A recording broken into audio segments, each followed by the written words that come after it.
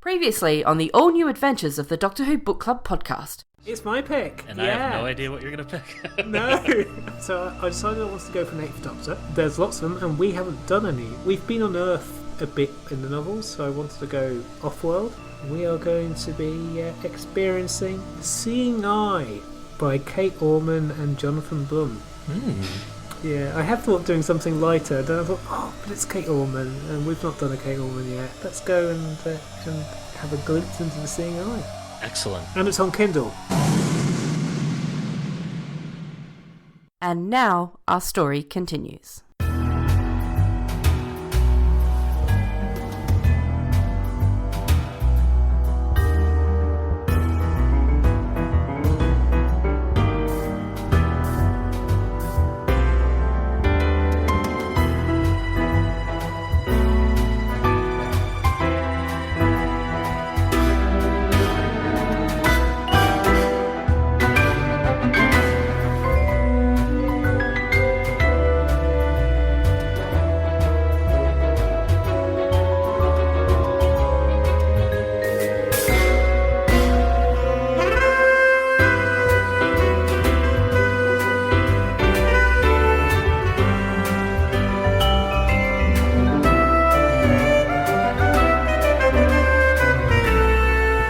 Welcome, everyone, to the all-new adventures of the Doctor Who Book Club podcast. This is Matt in Minnesota. Chris in South London. Happy January. Yes, we are now in 2018, a year that Doctor Who taught us was going to be ruled by a mad despot.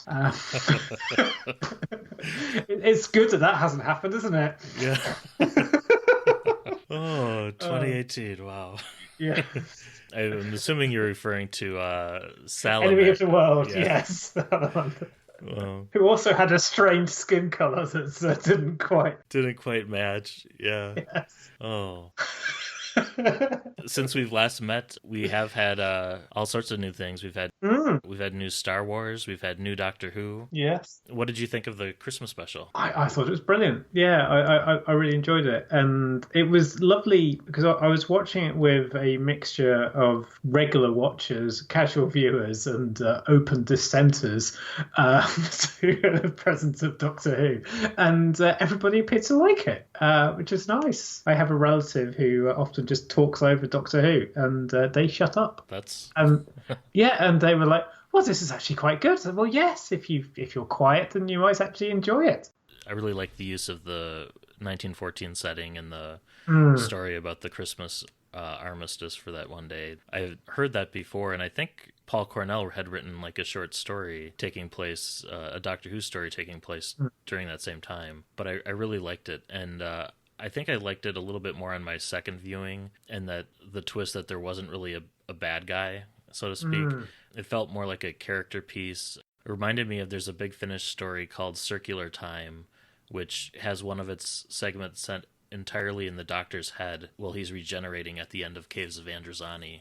And it reminded me a little bit of that, but I really liked it, and I thought it was a good send-off for Capaldi, and I really liked the direction from Rachel Talalay. I hope she comes back in some form in the future. I don't know if she will or not, but I also really liked Murray Gold put in all of his musical touches. We got lots of themes there. We did. We certainly did. Yeah, it was just very good TV. I mean, it was brilliant that the scenes with the 13th Doctor, even though directed by the same lady, had such a different feel. I mean, it really did feel like the start of a new era without much dialogue, but a new era. I really liked the slow reveal of Jodie Whittaker too, and just how the Doctor looked at herself in the reflection first, and we saw the Doctor through her own eyes. That was really cool, and all sorts of speculation about what the ending means too, and whether or not she could be separated from her TARDIS for part of the season, or if it's just like a one-off, sort of cliffhanger. Or time will tell. Yeah, I kind of hope that she is separated from her TARDIS for a while, because I also wonder whether or not the first episode, we will sort of see her a ways after this, and we sort of find out how she managed to escape. So rather than starting mid-fall. I'll just repeat myself. It was just a brilliant hour of TV. And Yeah, and though I must say it did slightly. I mean, I know that one of the reasons why the first Doctor was so, shall we say, old-fashioned was possibly maybe to kind of address head-on some of the stuff in fandom. That's what I figured. Whilst Polly would occasionally be asked to put the kettle on, he never really treated her in the kind of like in the regular First Doctor stories in quite the same ways as to the First Doctor basically trying to treat people with it. But David Bradley's great. It was good. It was really lovely. I loved it. It was a great swan song for Moffat as well, and I'm excited for the Chibnall era and to see where the Doctor goes from here. So in the show. Yeah. All right, so show and tell time. Chris, what do you have for us this month? So, I'm also going to be talking about something that happened over Christmas. So, there's a TV series called Mastermind, which is a quiz show, in which contestants choose a specialist subject. A chap called Ben Holmes, who is doing a specialist subject of Doctor Who from 2005 onwards. You might ask as to kind of like why from the 2005 point is because I know because I've been through the Mastermind audition process. They are very picky on, particularly on things like Doctor Who, because Doctor Who's been done a few times. That they say, "Oh no, you need to be very precise." Like they were trying to steer me to Doctor Who in the 80s when I was auditioning a few years ago. Though Ben Holmes, he was. It's very good. I had a chance to watch the segment before the show here, and I was impressed. I think I would have missed 2 of the questions that were asked. Yeah, I definitely wouldn't have got all of them. I can tell you that. I mean, okay, part of it is like you just research, and so those were not easy questions. Yeah, I would have missed the Waterloo one, I think, and the one about a town called Mercy, just because I wasn't placing which episode that was, even though it's in the title. He has got through to the next round, so he will have other specialist subjects. We don't know what they are yet, because like when you audition, you have to present a choice of 4 specialist subjects. His general knowledge, he was just as good on that, and the general knowledge questions are just as hard as well. Hopefully Mr. Holmes will go all the way. Even though I don't watch the show, I'm cheering for him. Yeah. So, what's your show and tell, man? I think a previous show and tell I had mentioned I had gotten a 3D TV, and that format is dying a very quick death over here. So in order to extend it a little bit, I went ahead and gifted myself a multi-region Blu-ray player for Christmas. Ooh. Now I'm able to import titles like Valerian and Terminator 2 and Ratatouille, things that were never given a 3D disc release stateside. But it also means that I can import several shows on Blu-ray that never made it out over here. So like Series 2 of Space 1999, the Doctor Who TV movie, even though that's yeah. It's what brought you into the show, so I shouldn't go too. And it has Night of the Doctor on the same disc, so so at least there's a good Doctor Who story. It's the complete Paul McGann collection. Yes. Yeah. And then, but also the new Shada, which was delayed over a year in the States. And incidentally, it turns out that Shada is region-free, so listeners can import it now anyways, even without a multi-region player. I'm halfway through watching it, and I have to say I love it. The new score done by Mark Ayres with old-fashioned techniques is just incredible. It's right up there with Dudley Simpson's City of Death score in terms of being memorable. And the transitions between live action and animation are really well done.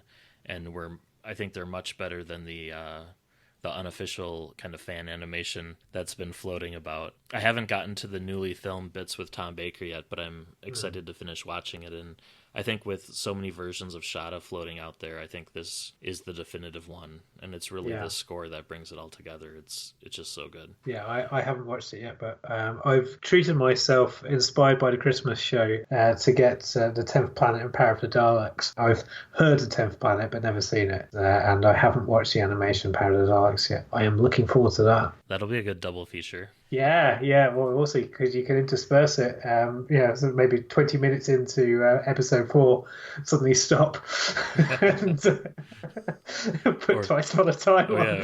Or triple feature in that case, yeah. Yes. Wow. Yeah, cool. So, The Seeing Eye. Yes. Jonathan Blum and Kate Orman. Yeah. So this is their second novel together. They did Vampire Science, and they've also done a bit of solo work beforehand.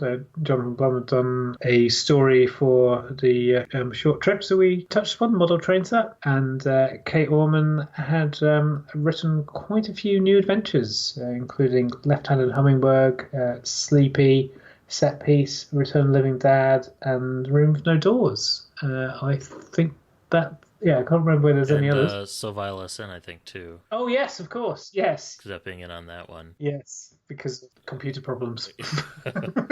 So they say, yes. Yes. Yeah, he may have just not written it, too. And I've heard Fearmonger, which is one of the early Big Finish plays, speaking of parallels to elections, written by Jonathan Blum. And that was pretty good. And of course, he did the fan video Time Rift. A long time ago, I was at a random gathering of the Minnesota Doctor Who Viewing Society. They showed a bit of an Australian quiz show that Kate Orman appeared on, talking about Doctor Who, and that was several years ago, but I wanted to say her appearance was sometime in the 90s, but she hasn't done a lot recently, has she, with the show? I mean, no. I don't know if she's retired from writing or if she hasn't done anything with Doctor Who. Yeah, I kind of get the impression that she has slightly, I mean, I wouldn't say retired, I mean, she's not that old, but I mean, I think she's kind of put her keyboard to one side, which is a shame, because they have written, at least one of Jonathan Blum and Kate Orman have written prisoner novels. They have done a few other spin-off-y things of various properties. I wonder how they divide up the writing duties as well, because most of this felt very Kate Orman to me, and maybe not as much. Yes. Yeah. Who knows? I mean, it certainly feels quite Kate Orman, particularly does the shall we say the Doctor plot bears some of her hallmarks. Yeah. So fans of the Doctor being tortured, you're in for a treat. And this is an Eighth Doctor and Sam novel, and it's still early days in the Eighth Doctor's run. Published in June of '98, just as I was graduating high school. Those are the days. This is the fourth and final book in an arc involving the Doctor and Sam splitting up and going their separate ways, and it also continues the Dark Sam arc, which was first mentioned in Alien Bodies and is further explained in Unnatural History. And there's lots of references to Dreamstone Moon, which is the previous book in the series by Paul Leonard, where the Sam and the Doctor are separated, but they see each other from a distance. And that follows on from, I think, Longest Day and Legacy of the Daleks, which they kind of each have their separate adventures there. And I don't think Sam is in Legacy of the Daleks at all. No. And there's also mercifully few references to it as well. Yeah. I think the Doctor alludes to the person that he meets in Legacy of the Daleks. Apart from that, no, mercifully, you do not need to read a John Peel novel to understand this book. You also don't need to have read Dreamstone Moon. I mean, I haven't read Dreamstone Moon. It didn't throw me. It's worth saying Dreamstone Moon is available free if you're kind of like an Amazon Prime person. Should you fancy it, it is available on their Kindle if you're an Amazon Prime customer. Well, a couple of other quick things before we get into the book itself. We didn't mention last month, but Lawrence Miles titled one of his chapters Obligatory Chapter Named After a Pop Song. Yes. And this month, the first chapter is called Ordinary World, and I wonder if that was deliberate, where maybe I'm going to start looking for that in every book we read to see if there's at least one chapter named after a pop song. Yeah. Well, didn't we have a book where every chapter was named after a Duran Duran song or album? Oh, yeah, that was... Gary Russell. Yep. Yeah. All right. So, shall we begin? So, as we were saying, the Doctor and Sam split up. So, in Dreamstone Moon, sort of Sam sees a glimpse of the Doctor. So she knows that he's alive. Unfortunately, she's not been able to kind of to actually reunite with him, and so she's ended up homeless on this colony world called Harlem. And one thing's worth saying: this world has a lot of kind of names that are sort of Hebrew or Arabic. And so it kind of gives a nice feel to it, as it's interesting as be kind of reading a book where it's not all kind of British or like really fake alien names. It's also cool that Sam is a minority in this Mm, sort of situation too. So you get a little bit of that through her eyes, which again, like you said, it's interesting, and it is demographically, where the future's heading, and it's one of several points in this book where I feel like Kate and John really are on point with their depiction of the future. This feels like a very real possible future to me. yeah, definitely. Though it would be kind of nice if you didn't have a planet that was entirely populated by people of certain ethnicity. It'd be nice if it was a bit more diverse, because it seems like everybody has Hebrew or Arabic name. But also, though, it's nice as well that speaking as we do in this time, it's nice to see sort of depictions of kind of Jewish and sort of Arabic, and in one case, a few cases explicitly Muslim cultures all intermingling well and nicely, and without an embassy being built. Topical reference, thanks. So Sam's homeless on this colony world, and she's unable to get a job or home because she doesn't have an ID card, and she's unable to get an ID card because she doesn't have a job or a home. She's basically in a bit of a pit of despair about this, which is where our reading for this month comes in. She woke up with a start in the middle of the night, flailing around, ready to belt anyone who was hassling her. But the others were just snoring. She was just a scrawny kid with no money and no drugs, and no one wanted to get themselves thrown out anyway. She rolled onto her side and stared out at the basement. First step, find somewhere to sleep. Second step, come up with any kind of idea what the second step was. What would sod that. What would Sam Jones do? She had a horrible suspicion that the answer to that was curl up in a ball until it all goes away. But that wasn't the Sam she wanted to hear answer the question. She wanted space heroine Sam Jones, who stared down the monsters, who was sharp and resourceful and always, always cool, who had her own series and a range of posable action figures. Or at least Sam, the somewhat experienced galactic traveller, able to muddle through new or nasty situations with a minimal number of bounds. Done it before, should be able to do it now. Maybe he would rescue her. The doctor could turn up tomorrow or 6 months from now. They had cut his face. His skin was cold as ice. He was not moving. There was silence. She screwed her eyes shut and tightened her whole body up, trying to squeeze the memory to powder in her brain. No, he wasn't coming for her. Thank God. He was never going to know what had happened. Blowing into his mouth, pushing on his chest, blowing warm air into his cold mouth, pinching his nose, watching for his chest to rise, blowing, desperate blowing, wake up, lips pressed hard against the sandalwood blood, frost, ozone, sweet pressing and pressing, wake up, goodbye kiss. He hadn't died, despite her. He would go on.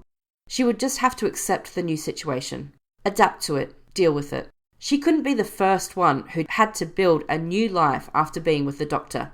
Hell, she'd already met a bunch of his ex-friends who had gone on fighting for what they believed in. No reason she couldn't do it too. She could make herself cope. If she had to damn well change every last thing about herself, she'd do it. And by the end of it, she'd have a nice, real job and a real place to live and a real her. That was our reading. Our reading this month was given to us by my partner Lauren. Thank you, Lauren, for reading that. And she has a similar accent to Kate Orman. Yes. So yeah, try and imagine all of this in an Aussie accent. Different bit of Australia, I think. But anyway. Not all Australians sound the same. No, this is true. This is true. So Sam she finds herself in a kind of like a soup kitchen. And she's kind of living there for the best part of a month because she doesn't have the skills to get a job in this kind of period. And eventually she kind of learns how to kind of type and is offered an entry-level position with INC, which is a company that kind of is basically running this world. INC comes from the noble pedigree of science fiction things that are not IBM but are very close to. So thinking of HAL in particular. Quite a few of the Doctor Who writers at this time worked for IBM. I think that this is probably a kind of, might have been a little bit of a reference to that. So including Justin Richards, who was a little bit of a big noise at the time in the Doctor Who world. There were quite a few evil corporations, I think, throughout the Doctor Who books and in the show as well. I mean, you've got like, the different mining corporations, and then wasn't the Butler Institute kind of became a big deal, and yes, yeah. And most of them get referenced in here because the Butler Institute merges with a company that gets referenced in this. But back with INC, Sam realizes that INC only hires kind of blanks, so these people without IDs, for kind of like menial clerking positions. And if she stays with INC, she's going to be stuck in a soul-destroying job for at least 10 years with no way out. Sam's roommate, Shoshana, insists that this really is all there is to life, which is a little bit depressing. You also get Sam as well she is wanting to change things, and she's finding it hard to work with these kind of confines. And it was something that kind of like really came home to me, because I mean, I like to do things that are not just pure 9 to 5. There are times with recent elections in the UK where I've tried to kind of help out, and I'm just like, I am just too tired, and it's difficult. But spoke to me, and possibly more in a way than it should have. So Shoshana has also had her eye replaced with a computer implant, so she's going to be able to access the planet's Ixnet, which is kind of like a thing that is basically their web, and get a promotion. There's a couple of ways to access this net. So Sam uses like a version of Google Glass, where it's like a headset that overlays with your eye, but then they also have the option of selling their eye, so they literally lose an eye, they get some money back for the organ donation, and then they're expected to put this implant in so she can access things quicker and get promoted more quickly too. It's just really odd, forced organ donation as part of your career path. It's kind of scary. Yeah, it is. Yeah, so Sam and Shoshana basically aren't getting on, and so Sam walks out on her and her job, and she decides to kind of go back to the shelter with just enough money to keep her going until she can find something more fulfilling. And while Sam is establishing herself on this colony world, Ha-Olam, the Doctor is still searching for her as well, and there's this really fun chapter where he's jumping through hoop after hoop of these different bureaucracies where he's trying to track her down anywhere, and he creates these computer programs that go out and attack all the different mainframes that are out there trying to get hits on Sam, and he finally narrows it down to, okay, so he saw her on Dreamstone Moon, and then she went to this other place, and then she ended up on this colony world. And so he sets the TARDIS for Ha-Olam, the colony world, and he keeps getting kind of roadblocked by these different receptionists. And they're insisting that he communicate with them via registered electronic mail. And there's a series of exchanges where everyone's like, oh, I must communicate with you by electronic mail. Like, oh, hello to the 90s. Registering, or FTPing images. There's some of those references too. Because he says it takes 10 minutes to FTP a JPEG. Like, oh yeah, I remember that. Those were the days. Yes. He adopts an alias of James Alistair Bowman, which is partially, I think, a reference to the Brigadier, and also James Bowman, he was the scientist in the TV movie that was working on the atomic clock that he swiped his badge. So I think it's a reference to that. But he's forged these credentials, and he finds out that all of these doors that have retina scans or computer access points all open automatically for him. And he realizes it's because he's a Gallifreyan, and the retina scanning technology has been keyed into his to Gallifreyan biosignatures. So he's unleashing all sorts of chaos on the mainframe as a distraction while he's investigating, and he, just in that kind of classic Doctor Who fashion, barely misses Sam. Sam quits, and he finds out that this iTech comes from the R&D division of INC out in Samson Plains. But before he can disconnect from the mainframe, a security program knocks him out by delivering a shock to the interface he's wearing. IBM, by the way, has an R&D division at White Plains. Oh, so there's that reference then. Huh. Yes, yeah. The Doctor wakes up in the Oliver Bainbridge Functional Stabilization Center. And the Bainbridge Center is something that's appeared in... Oh, I can't remember what else. It's something that will reappear in Doctor Who. I think it's part of Andrew Cartmell's war stuff. But anyway, it's a private INC prison, and he's accused of corporate espionage. He's facing this mandatory 10-year sentence. Not all the prisoners there are kind of corporate spies. Some of them are kind of like retirees who know too much, and some, and this I found really tragic, are people who've had company health policies, and they've got these artificial internal organs, but INC doesn't want them falling into the hands of their competitors, and so the easiest thing for them to do from a corporate point of view is to just imprison them. So these are people that are there just because of their failing health. It's horrific. And also it doesn't feel too implausible either in the current climate. Yeah. So all the prisoners seem resigned to their situation, except the Doctor, who thinks he's in a Doctor Who novel, and who immediately tries to escape. And then he fails because there's a security guard called Rifat who is waiting for him at the exit. Yeah, and he tries to escape a number of different ways, and he keeps getting foiled by that same security guard who's always seems to be waiting for him. Like if the Doctor's gonna, steal a helicopter or an ornithopter as they're called in the book on the roof, the security guard's always one step ahead of him and waiting for him. Dr. Akalu, who's the prison's moral facilitator, he's an interesting character. He's kind of not so much a warden as he is the prison psychologist, or the person who is trying to find out more about the Doctor. He reminded me a lot of like number 2 in The Prisoner. Yes. Where he's almost killing the Doctor with kindness throughout all the escape attempts. He's not the Doctor's not really punished for this. He may have some belongings taken away occasionally, including a bear that he bought for Sam that he keeps wanting, to give her when he sees like a stuffed teddy bear when he hopes to reunite with Sam. But the Doctor's been sentenced for 10 years, and Dr. Akalu is saying, you can keep trying, but you're not going to be able to escape. And it's just a very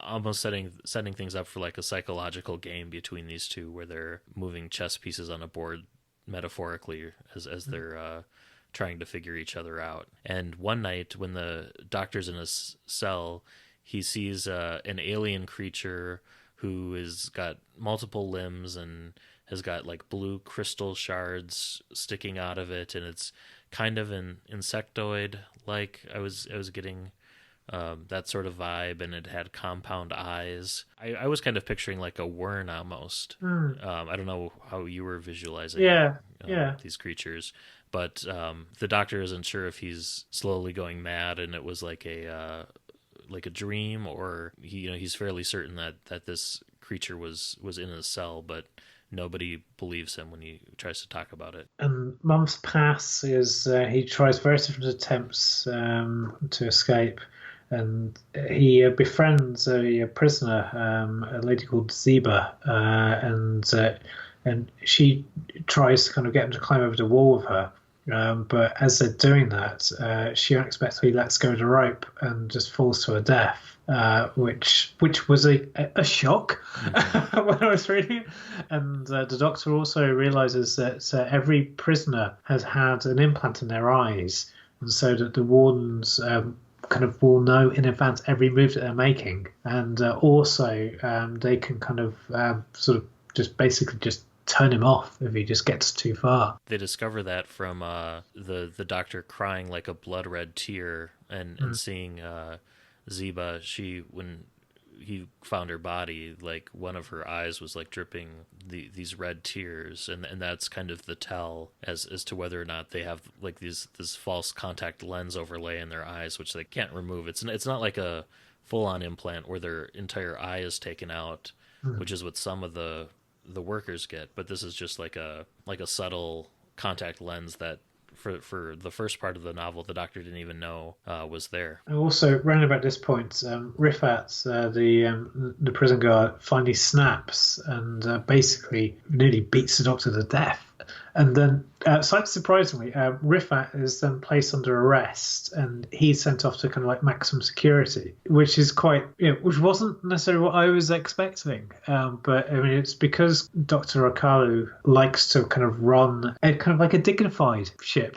I mean, as dignified as it can be with all these eye implants and everything. The doctor eventually breaks into Dr. Okalu's office, where he finds the computer terminals being left on with no password or anything. And then there's an AI program there called Doctor, all in capital letters. And he finally realizes that this Doctor has been kind of like compiled to do kind of like a near copy of him, which is basically from all the information they've been gathering over all the various escape attempts. And so, like a good AI, the more that it learns about him, the better it gets at kind of predicting what he's going to do. And so it's now that the Doctor realizes he can't get out of this one. He can't escape. Yeah, and like you said, doctors in all caps, like the program Sleepy that was in the last month's novel that was referenced. Yeah. Yeah. Yeah. And the other, and this came up after Blink aired too, but I wonder, could the doctor have escaped if he just closed one eye? Yeah, I guess. But I think they mentioned too that the implant's able to read some of his thoughts, but just his kind of his surface level thoughts. So while the doctor's been in prison for these many months, Sam has been busy on her own. So she, has no idea that the doctor's on the same planet as she is and that he's been looking for her. She left her roommate and quit her job at INC, and she joined up with a nonprofit charity group called Living Space, which brought her out to a desert community founded by former Eurogen workers, which is a competing company with INC on the planet.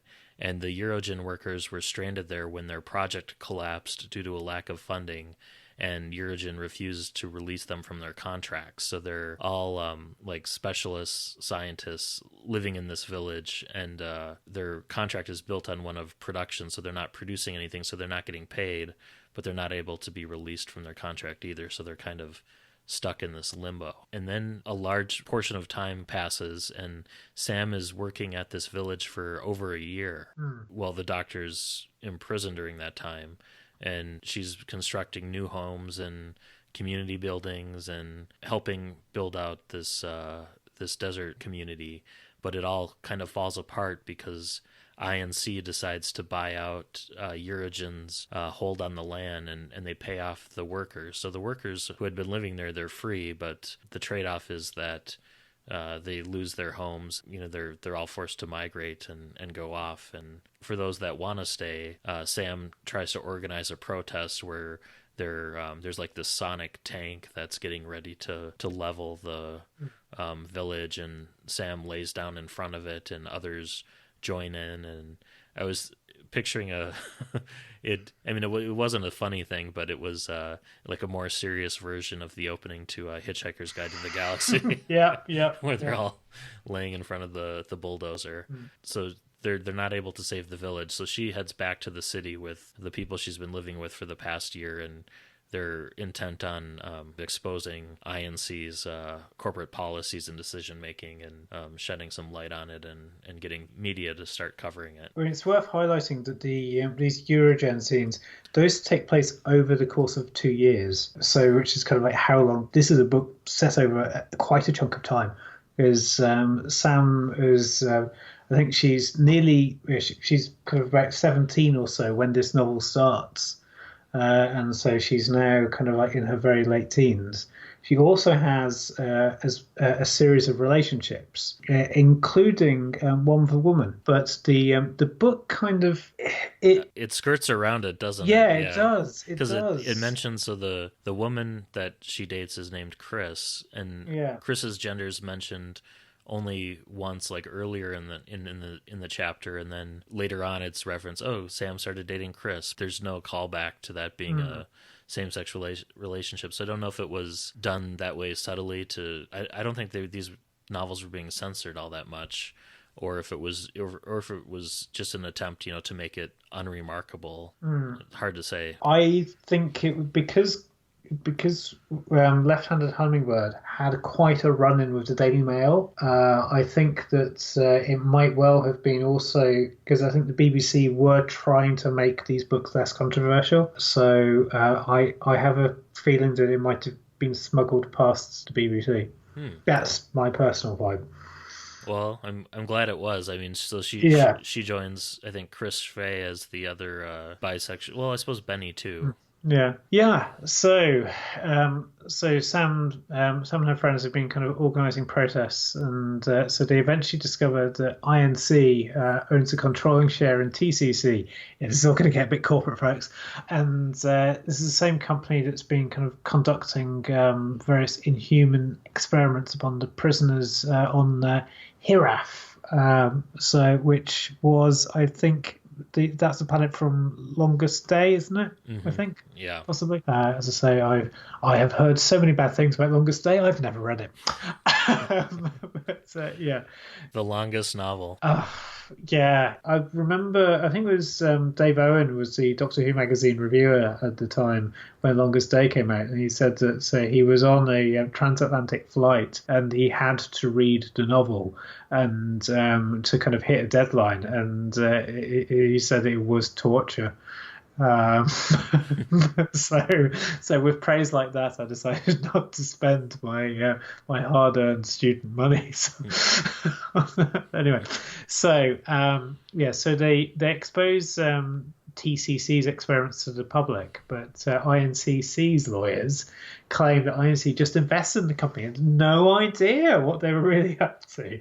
That's so unlike the corporate world, isn't it? So Sam has her friend Rachel hack into the databases of prisons and hospitals across the planet because she's hoping to find evidence of other kind of like abusers of employee rights, and eventually Rachel downloads the manifest of the Bainbridge facility, and Sam finally learns that the Doctor has been trapped there for the last 3 years, or at least James Bowman. So she manages to guess. We do get a few coincidences coming up here. I have to say. Yes. Yeah.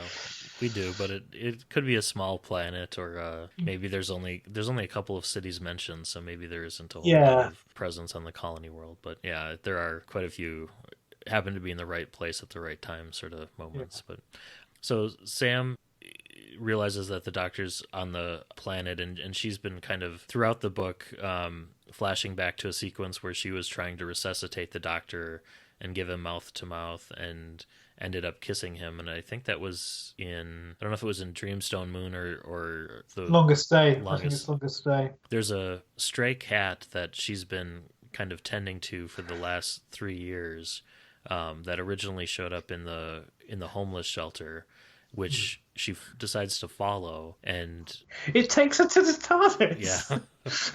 It's a magic cat. It's Deus ex Catena. I was wondering if the cat was like a projection of the TARDIS, maybe that it was keeping her company and then it led her there. I don't know.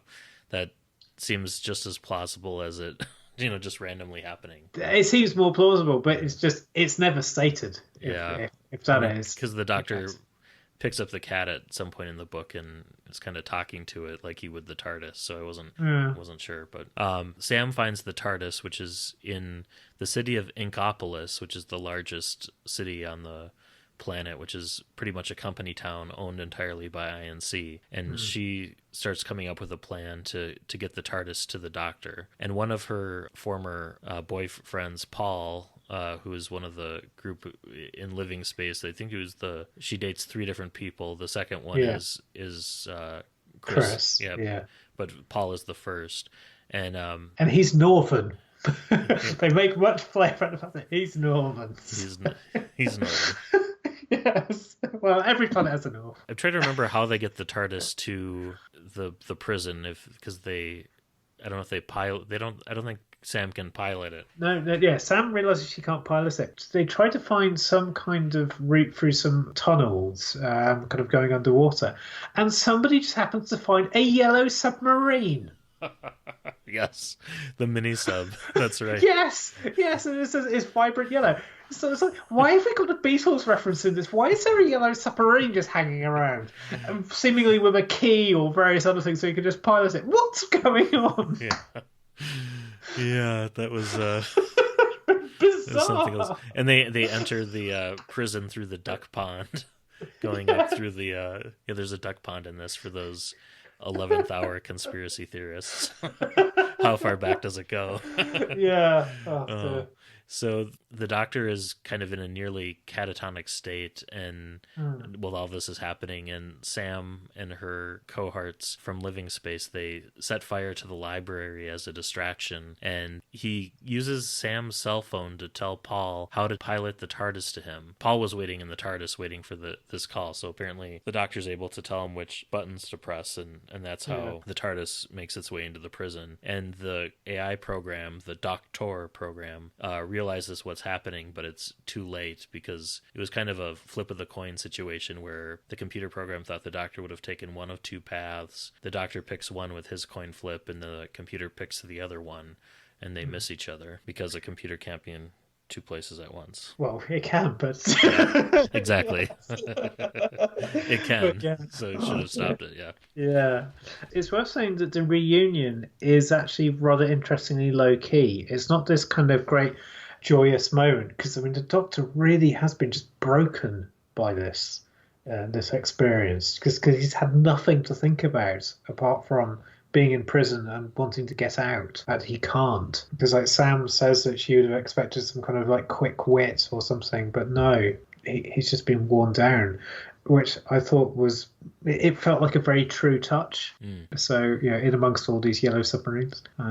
So TARDIS kind of removes the Doctor's eye implant. And so Sam's just kind of consoling him, because I think basically he is just so devastated. And so the Doctor decides to go to the R&D department to investigate the source of the company's technology, and sort of Sam goes with him. Meanwhile, Dr. Akalu contacts Shoshana, Sam's roommate from sort of ages back, to kind of create a profile of Sam, and Shoshana is only too happy to help, because it'll kind of help further her career. And also because like when Sam left, basically Shoshana had to pay an extra month's rent, and she nearly ended up on the street herself, which I thought that's quite an interesting touch. Yeah, she's still very bitter about that, but it also seemed very realistic. Like, I could see someone, especially if they're living paycheck to paycheck, just hanging on to that. And the way this society is set up, it's so cutthroat and capitalist in that regard. And it's just really interesting commentary on all of that, and the questionable ethics and the morality choices that present themselves to just ordinary people that are caught up in some of this and what they decide to do. So yeah, not the best outcome, but it's understandable given her circumstances, I guess. Yeah, I mean, I vividly remember at university having to kind of go around because somebody moved out on a mate of mine, and they reappeared at the uni having kind of left, and sort of having to go around and say, look, you still owe my mate $1,000. And also, I mean, in this world of, I mean, I don't know whether the term 0-hour contracts is something that's known to kind of like non-Brits, but it's these contracts that quite a lot of companies have nowadays with British employees, where they will not guarantee you any work, but if they do need you, they'll let you know at the start of the week, or maybe even at the start of the day in some cases, and might even be whilst you're trying to travel to work, and the expectation they'll have work for you. And if they don't have the work, then you won't get paid. And that doesn't feel too far off from the world of INC. Mm-hmm. So in many ways, we've been predicting the future here a bit. There's also, on a slightly lighter note, there's lots of references to data tablets. All right, I just want to say, just reach through the book to John and Kate. Just use the word data, tablets. tablets. Tablets is what we will call them. But yes, you're bang on. There's so many puns on the word "I" in this. Oh, and the worst is yet to come. You could call them iTabs or iTablets or iPads. Yeah. Yeah. Well, I mean, there's cell phones. There's no iPhones. But anyway, so Kalu and Shoshana, before my digression, decided to go to Samson Plains to wait for the Doctor, because that's where Doctor has predicted that he'll end up, and Doctor itself is becoming more and more Doctor-like as the book continues. And the Doctor and Sam go to the R&D facility out in Samson Plains, and they've discovered that it was built over the ruins of a crashed alien spaceship. So the ship contains artifacts from different civilizations, including, and this is the big reveal, as to what is powering their internet. There is the Mind Probe from Gallifrey. No, not the Mind Probe. That was a spot-on line reading. It's difficult to achieve, but you got it. Oh, yes. So the Mind Probe makes an appearance. And the INC scientists are using it. Apparently it has 12 or 13 settings, and they're using it on level 1 to power IXNet. And the Doctor AI program leads the prison psychologist and Shoshana to the Doctor and Sam. And Dr. Akalu and Shoshana are saying that, the Doctor's conspiracy theories here are simple paranoia, and INC is a huge committee which isn't organized enough to run a secret conspiracy to be doing all this. They're completely ignoring the evidence in front of them. Though that said, I've worked for a few large corporations. And it's like, there are times where you're like, no, this isn't. It's just incompetence. Because is it round about here that the Doctor comes out of the line of don't suspect conspiracy when incompetence is the most likely explanation? Yep, that's true. The Doctor kind of realizes that there is a conspiracy, but it's probably not INC, and that it's something else. And he's, right on cue. An alien spacecraft arrives, and it extends these poles, which are almost like fireman poles, and they come sliding down. The aliens come sliding down the poles, and sure enough, they're the crystal insectoid creatures that he encountered earlier. And they begin harvesting technology from the R&D center. So these aliens, they've got like a group intelligence, and they're referred to as the I, as in the letter I. So they capture Shoshana. They use her eye implant to access IXNet. There's also, I think there's roundabout here that the book starts talking about the ship, their spacecraft, and using the term the eyeliner. It's like, don't do that. Please, the eyeliner. Yes. And so the Doctor learns that the crashed spaceship, the one that the R&D center's been built on top of, is in fact the chrysalis of a space-dwelling creature that's been arrested at this stage of development by the Eye, and said creature is willing to help them if they can help it in return. This brings back memories of a certain Peter Capaldi story involving the moon. Mm-hmm. So Doctor escapes whilst the Eye are kind of like tampering with the Mind Probe. The Eye are kind of using the stolen eyes of a kidnapped Time Lord called Savar, or Saver, who is a major player in the Infinity Doctors. And I think was first mentioned way back in the Invasion of Time. Yes, I think you're right. Yes. Huh. And his eyes are trying to regenerate, which is sort of quite terrific. But yeah, every single person connected to the IXNet is also now being melded into a new kind of entity, which calls itself the Ubernet, and begins fighting the Eye. So you have all of the iTech versus Uber. Oh, this is so prescient in so many ways. Yeah, some of them not intended. Yeah. Yes. Oh, so the I are this combined entity, not unlike a collective, and they're not able to come to a consensus about anything long enough to develop their own original ideas. So they simply steal technology when it's ripe. So they'll plant like the mind probe on this planet, and they'll let the colonists figure out how to use it, and then they'll come back later and reap the reward, so to speak, of the others' ingenuity. So that's kind of their game plan. The eye head for the Bainbridge prison facility to start harvesting the eyes of every prisoner and guard with implants. But then the Ubernet is able to communicate through Shoshana, Sam's ex-roommate, and offers to surrender the doctor if the eye agreed to leave the Ubernet alone. And the doctor AI helps Sam to connect to the Ubernet to shut it down. So she goes in with one of the older kind of eye interface pieces where it's just an overlay, and she's able to destroy the mind probe. While this is going on, the doctors manage to evade the eye, so these aliens, long enough to upload his doctor AI into the control mechanism on the ship, and the AI shuts down all the interference from the eye. And so you have the AI, the eye, yeah, which allows the entity who's in this kind of cocoon to finish going through its chrysalis process, and the creature finally hatches and flies off into space. And the destruction of the ship, that shell, breaks the eye's artificial collective, and it reduces individual eye aliens to kind of mindless drone states. So they're kind of standing around, not able to do anything at that point. So it was kind of like two competing AI intelligences. It reminded me a bit of the was it in the Avengers Age of Ultron, where you had Vision versus the big AI in that movie. Yeah, I think you're right. I have tried to blank that movie from my mind. It's for my money, it's not one of the more successful Marvel films, but yeah.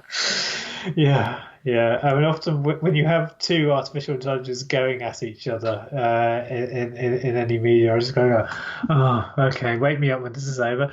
So Shoshana, she's just wanting to kind of get back to her ordinary life, because right now the things are pretty much settled. And whilst Akalu, he's kind of like goes into shock after the collapse of the Ubernet, because like he only really wants to understand other people, just help them to get better. Like, oh, poor lamb. The doctor wants to download the Doctor AI into the TARDIS databanks, but the AI just kind of runs off and goes off to explore the universe with Florence, which is an AI from Ben Aronowicz's novel Transit, that was created by the Doctor in Transit, and also I think pops up in Sleepy, and I think got reference in passing in Christmas on a Rational Planet. I think you're right. Yeah. Yeah. So you got two AIs going off together fighting crime. Sam has managed to use her time at the Ubernet to rewrite INC's kind of like company policy manuals to make them kind of friendlier and nice, and sort of a lot more humane. And she now decides that traveling with the Doctor will kind of give her a better chance to just kind of to carry on being an activist, basically. So she's kind of come to terms with her teenage crush on him, because she kind of gives him a kiss, and she realizes that it's not that exciting. And she also knows as well that she can survive on her own terms.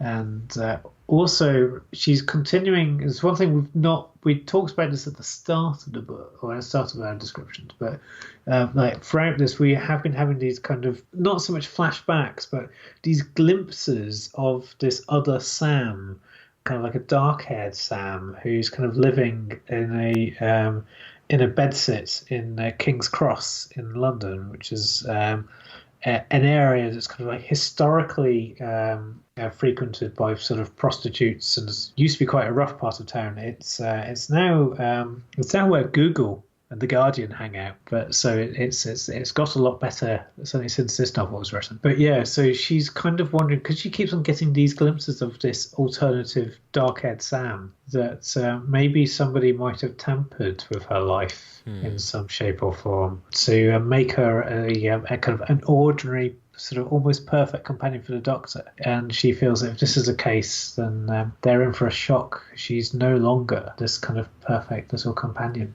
And that is where we end. There's an author note at the end of this book where the PMEB gets a thanks. That would be the Paul McGann Estrogen Brigade. And quick story, I had the fortune of sitting near them. They were a wonderful group of ladies back at my first Gallifrey in 2004, which was back Gallifrey 15. That was Paul McGann's first stateside convention appearance ever, and it was kind of a big deal. And I think that's where he met Susanna Harker from Ultraviolet, and they would later go on to date. And I think they got married, and they starred in Shada together, the Big Finish remake. And it was also one of the last Gallifreys before they moved to their current hotel. The old conventions at the Van Nuys Airtel were really cool. There were only about 700 or so people attending, and this was, very much in the waning era of the wilderness years. And you'd have, like, the book authors like Paul Cornell and Big Finish were really the rock stars of the convention because they were the ones producing the new Doctor Who output. I mean, these were the days where Sylvester McCoy would, set up shop on a little table and he'd charge $2 per autograph per item. He would enforce a 10-item per person limit. And I remember seeing India Fisher and Clayton Hickman outside chain smoking, and being 23 at the time, I pestered India into recording a voicemail for me in character as Charlie Pollard. And I wish I still had it, but that was several phone companies ago. Yeah. But just the era and the time that this came out, just have a lot of really fond memories of coming in the wilderness years. Paul McGann was kind of my doctor, and just I had all sorts of memories and kind of nostalgia just paging through this book, even though I had never read it before. But it just really captured that era for me, I guess. Yeah. So, what do you make of that? It felt like an episode of a TV series almost. Like, these are the adventures of the Eighth Doctor and Sam, and they had these previously on sort of things and leading up to this adventure, and it kind of sets it up for the next book or the next arc. And I don't know, I felt very satisfied, I would say, reading this. It felt kind of along that same TV lines. It felt almost Whedon-esque.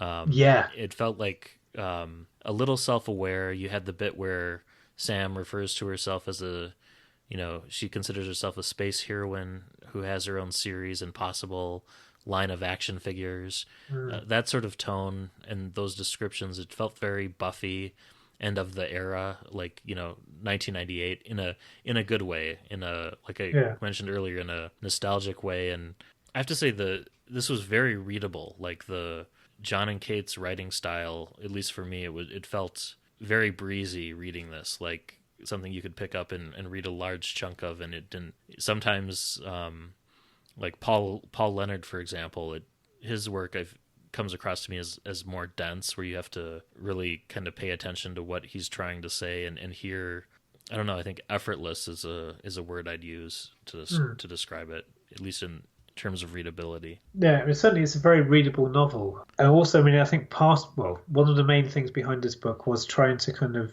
rebuild Sam, to sort of make her a more interesting character.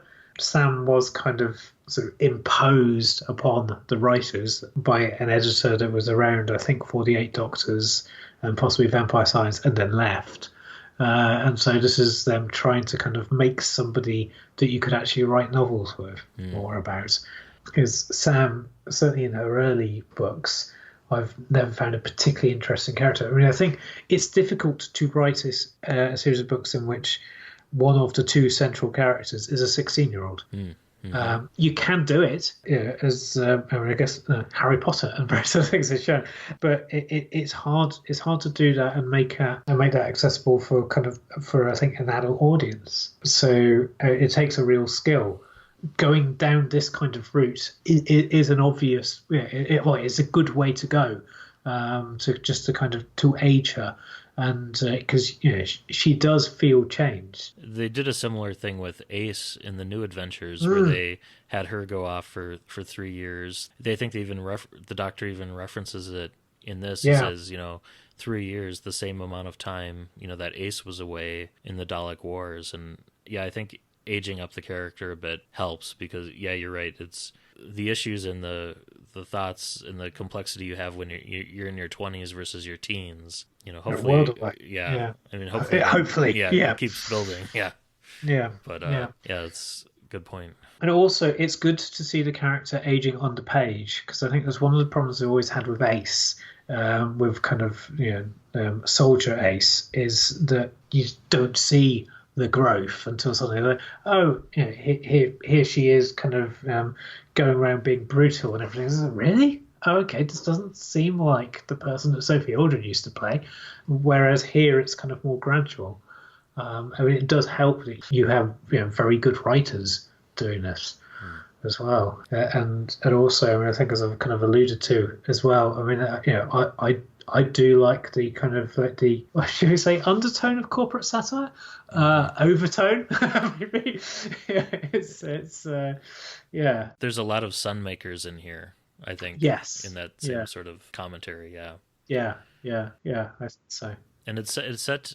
I don't think we mentioned this. It's set in the 22nd century, so there's a reference to Earth rebuilding after the invasion, which is probably referencing the Dalek invasion of Earth. So it's also, it feels grounded within the Doctor Who universe too, but it feels new and fresh, like we haven't seen this, and they got so much of it right in terms of where technology is headed to. So yeah, it's uncanny, isn't it? Mm-hmm. Just because quite often, I mean, okay, sure, we're having a little bit of fun earlier with all of the electronic mail, but that kind of gets dropped fairly quickly. It's almost as if they know, yeah, we'll get this bit out of it, but we'll predict tablets, we'll go through various other things. Yeah, or the eye interfaces and the that's Google Glass 15 years before that was a thing, and there's even a reference to Bechdel, Alison Bechdel, who famously made the Bechdel test. I forgot that it went back that far, but I mean she's been active since the 80s, but she even gets a nod in one of the early chapters. Does this book pass the Bechdel test? Oh, for sure. Are you sure? Yeah, with Shoshana and Sam talking about their job and stuff. Of course, That's true. Yeah. They don't talk. Yeah, okay. The Bechdel test, in case you don't know, is two female characters having a conversation that doesn't involve a man. And it was, people often forget too that it was originally meant as a joke, as a commentary on how absurd the bar that's set is so low. Having a conversation about anything that's not related to a man. I mean, it's such a low bar that you'd expect 95% of movies to pass it, but it isn't at all. Yeah. No, we've just had our first Star Wars movie that passes it. Oh, The Last Jedi. Yeah. Yes. Wow. That's kind of appalling. Yeah. So as I say, that's what someone has told me. I do wonder whether Rogue One possibly did it. But anyway, one other quick comment is the proper TARDIS key is in this book. I consider the Third Doctor, Fourth Doctor, Eighth Doctor key to be the proper one, and none of this Yale key business. No. It's the proper key. It's lovely that Sam is hanging on to that key as kind of like a memento. And it's something that it is precious to her. Yeah. So how are we going to mark this? You go first.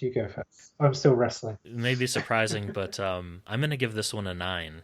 I really enjoyed it. I just thought the world building was great. The readability was fantastic. I loved all the bits with the Eighth Doctor, the scenes with him just saying off the page for me.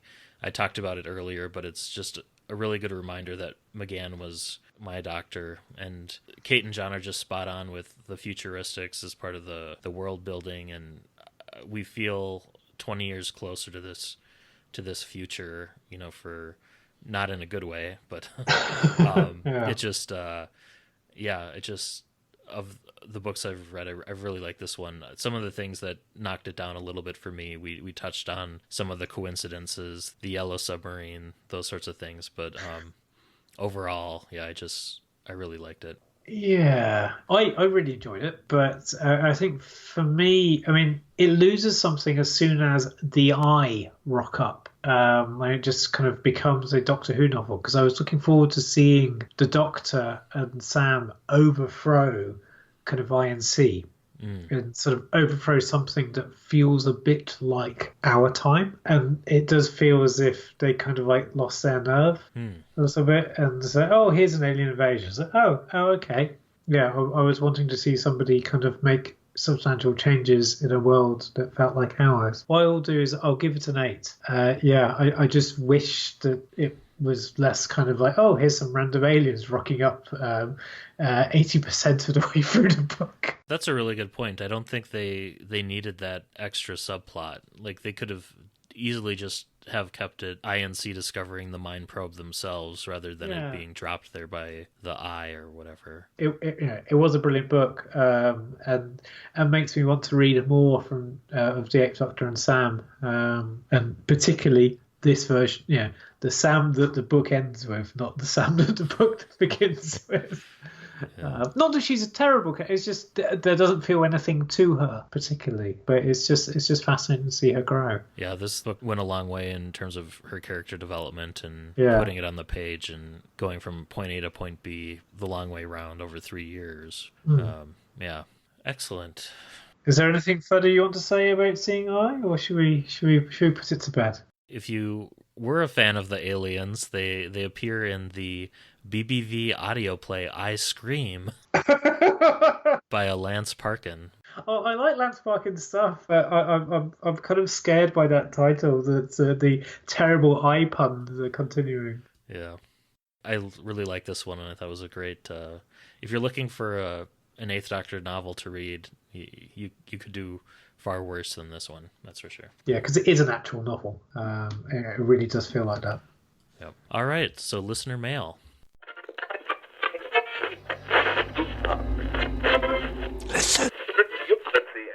We got a question in on Radio Free Scaro's Advent Calendar Fluid Links. Yes. This past month. Done. So day 11, asking them what their favorite fiction and nonfiction Doctor Who books were. So go download that episode to hear their responses to that question. It was kind of fun. Yeah. We also got a letter from Jeremy Bement from the Doctor Who Panel to Panel podcast. Okay. He had said he had really enjoyed our podcast on focusing on Prisoners of Time and wanted to hear our thoughts on the 50th anniversary comic story. He provided some background on some of the other artists we missed. So cool. There's a lot of them. So here we go. I'll try and make this brief. But So Simon Fraser worked on the 2000 AD comic in the UK. Okay. After Titan got the rights to create Doctor Who, he was chosen to illustrate the 11th Doctor series and has done so for almost 3 years now. So that's pretty cool. Gary Erskine from Part 3 was a comic artist for over 20 years and has drawn everything from Captain America and Judge Dredd to Star Trek, Star Wars, and Doctor Who. I really liked his pop art style. I think that was the John Pertwee one. Philip Bond, Part 4, probably best known for drawing Tank Girl, and did some Doctor Who issues for IDW before his work on Prisoners of Time. Kev Hopgood from Part 7 has been drawing comics since the mid-'80s and did a lot of work for British Marvel Comics. He's best known for creating the War Machine armor while he was the illustrator of Marvel's Iron Man comic, and he also drew several stories of the Seventh Doctor in DWM. Okay. And then Roger Langridge, Part 8, which I don't remember liking that art style. He was a longtime independent comic creator, best known for his books Fred the Clown and Snarked. He was also the creator of the critically acclaimed Muppet Show comic for Boom Studios. Oh, that is very good. That is a very good comic. Yeah, yes. And his art style definitely suits that style. Suits that more, I think. Yeah. He also has done many of the one-shot stories for DWM and was the letterer for the strip for many years. Okay. Interesting. We've got 4 more. Giorgio Sposito, Part 9, used this issue to springboard her career when it comes to Doctor Who comics. When Titan Comics came in, she started as a fill-in artist, and she's currently drawing the 10th Doctor comic series. Elena Casagrande, Part 10, got to draw the 10th Doctor in this story and then became the first penciler on Titan Comics' 10th Doctor monthly series 3 years ago. And then Matthew Dow Smith, Part 11, was one of IDW Publishing's main Doctor Who artists when they were publishing the line, and he's also drawn a lot of X-Files comics in addition to creating his own comic series. And then finally, Kelly Yates, Part 12, drew several Doctor Who comics for IDW and is currently creating Doctor Who artwork for Titan's line of Doctor Who shirts, mugs, and other merchandise. So really cool to see so many IDW artists carry over to Titan. That's pretty cool. Yeah, that is cool. Most of these folks have been interviewed by Jeremy on his podcasts, so listeners can search iTunes for Doctor Who Panel to Panel or go to DoctorWhoComics.com for more info. So thank you, Jeremy, for writing in all that information, and we appreciate it. Yeah, we definitely do. Chris, do you have anything from the Facebook? Not had a lot of comments. I'm just having exciting stuff whilst I have a look now to see if we haven't had anything kind of further since Christmas on a Rational Planet, but we've had likes, and we always enjoy likes. We also had some very nice iTunes comments because we also discovered something strange about how iTunes reviews work, didn't we? Yeah. In this, I could see various iTunes reviews from the UK, which you couldn't, and I couldn't see the ones from the US either. So listener Jeff wrote a lovely iTunes review on the UK side. So thank you very much for your kind words, and apologies for being so late in thanking you for them, because I must confess I don't use iTunes anymore. I use Overcast because the podcast thing causes so much problems with my iPhone, the actual kind of Apple Podcast app, because I find it kind of caches things ad nauseum, about a gig worth of cache. So you know what, I'm going to get rid of that. use another app instead. But no, thank you very much for your kind words, and also for our American contributors as well. And if you've been saying sort of nice things on iTunes, and if you are not in the Americas or the UK, and you're saying, "Well, why are these nasty people not thanking me?" It's because we can't see them, because Apple are twisted. Yes. They're all part of INC. Yeah, we just need our eye interfaces to leave the right reviews, I guess, in the right places. Yeah. So next month. Yes, because I don't know what we're doing next month. You don't. No. Oh dear. I wanted to read a Doctor that we haven't read yet, so yes, I decided to go with a 10th Doctor novel. Yes. Or a collection of novellas, really. Ooh, okay. We're going with The Story of Martha. Oh, okay. We find out what Martha was up to during her year on Earth fighting the Toclophane. And, it features the linking material is by Dan Abnett. Ah, yes. So we've read his work in The Silent Stars Go By, and of course he worked on Guardians of the Galaxy. Yes, yes. And it features stories by David Roden, Stephen Lockley, and Paul Lewis. Right. These are names that aren't ringing any bells. Rob Shearman. That name rings a bell. Yes. Simon Jowett.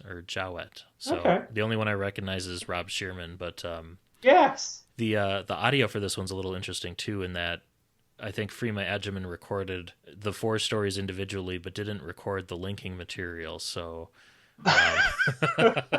why would you do that? Yeah. Right. So you can find at least some of the audio available, but then also, and I think this one's on Kindle as well. So it's out there a few different ways. Yeah, most of the kind of 10th Doctor stuff is. Oh, that's interesting. That's set in my least favourite finale. So I'm wondering what I'm going to make of this. Well. Oh dear! And I'm sorry. I was tearing my eyes, and it was like, oh, the master is. Oh dear! I was so glad that John Sim came back, because he had such potential. But the problem is that he was, in my eyes, lumbered with 2 of the worst master stories in his Tennant appearances. Yeah, I'm glad he came back too. Yeah, Utopia was very good though. It was, yeah. Yeah, yeah, okay. Well, this is unexpected. Oh. Oh dear. Right. All Gosh. right. Well, on that Gosh. note, Yes, I'm just going to reel over in shock, and maybe I'm training for, shall we say, a small run later on this year. So I've been trying to kind of like I'm having non-alcoholic beer. I might sip a little bit of alcohol in just to recover from the shock of. Oh no! Oh dearie dear. At least it's not set in the end of time. It could be worse. don't think it's actually set during the episode, like the linking stuff maybe, but I think the other Yeah. stories are just, stories that of Martha and the Doctor's previous adventures that she tells to like inspire. Oh, is it? Yeah. Okay. Oh, good. So, yeah. Good. So it's not just adventures of her journeying through the wasteland. No. Oh, good. Yeah. Good. Right, because there's one good thing about one thing that I really remember about that episode is the Dalek speaking in German. Yeah. That was good. So I would rather read a book about the Dalek speaking in German than Martha journeying all the way through the wasteland. But yeah, okay. Well, this is good. This is good because one of the good things about this podcast is that it kind of sometimes kind of forces us to kind of read things that we possibly otherwise wouldn't have. And explore new concepts, and hopefully I'll kind of come away with a renewed appreciation of Martha Jones. Yeah, and I think Martha deserves a little bit more love compared to Donna and Rose and. Yeah. I mean, she was kind of lumbered a bit with the whole kind of with the Doctor still kind of getting over Rose. I was like, oh come on, just get over it. Just get over it and appreciate the fact that she had the potential of being an interesting companion. So. I look forward to kind of reading about her. All right. Well, until next month, I've been Matt in Minnesota. Chris in South London. Happy reading.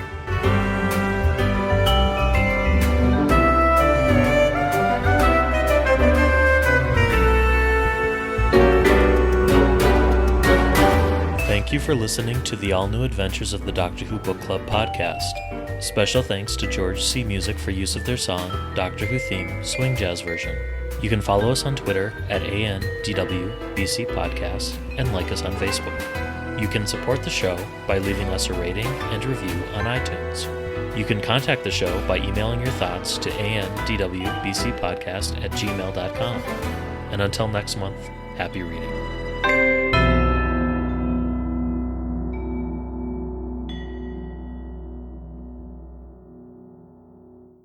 Hey! Oh, wow. Sorry, I didn't wish to sound negative. I was just like, whoa, this wasn't what I was expecting. Yeah, it was... Yes, I'm just still in shock. Previously on the all-new adventures of the Doctor Who Book Club podcast. Couldn't you get a better name than that? Hi, this is Charlie Pollard, Edwardian Adventurous. I'm sorry Matt can't come to the phone right now. He's busy fighting Daleks. So if you leave a message, he'll get back to you. Bye. Please leave your message after the